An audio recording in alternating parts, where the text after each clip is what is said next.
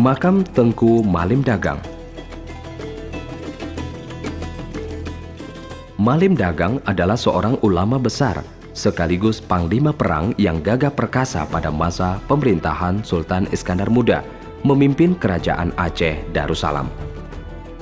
Pada waktu Iskandar Muda memperluas kekuasaan kerajaan Aceh ke semenanjung Melayu seperti ke Johor dan Malaka, Malim Dagang diangkat oleh Sultan Iskandar Muda sebagai panglima perang dalam memimpin ekspedisi tentara kerajaan Aceh untuk menaklukkan negeri Johor dan semenanjung Malaka.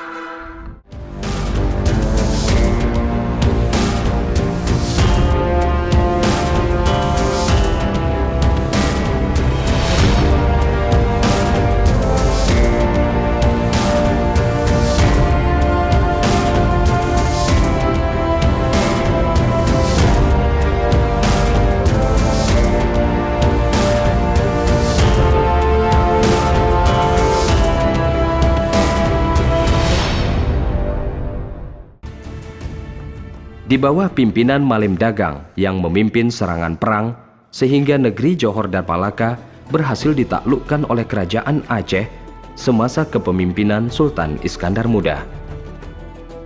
Makam Malim Dagang sekarang terdapat di Ulim, Kabupaten Pidijaya.